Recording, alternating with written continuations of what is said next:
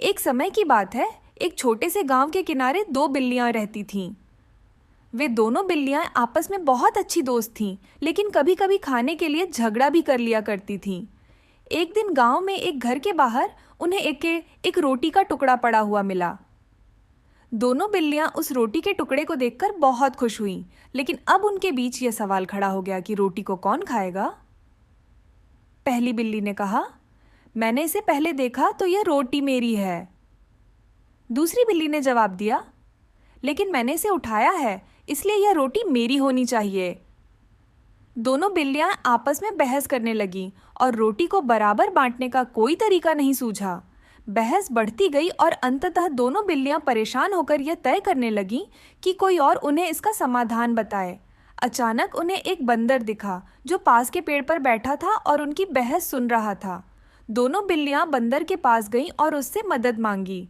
बंदर चालाक था और उसने सोचा, यह तो मेरे लिए एक अच्छा मौका है, मैं इन दोनों को मूर्ख बनाकर अपनी भूख मिटा सकता हूँ।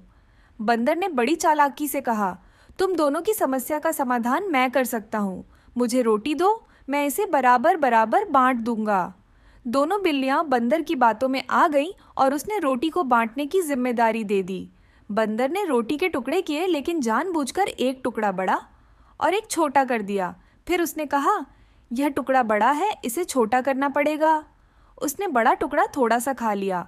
अब दूसरा टुकड़ा बड़ा हो गया। बंदर ने फिर से कहा, अब यह टुकड़ा बड़ा हो गया है, इसे भी बराबर करना पड़ेगा।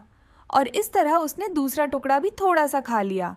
वह बार बार ऐसा करता रहा और हर बार रोटी के दोनों टुकड़ों को बराबर करने के नाम पर कुछ खा जाता। बिल्लियां उसकी चालाकी को समझ नहीं पाई और देखते ही देखते सारी रोटी बंदर खा गया।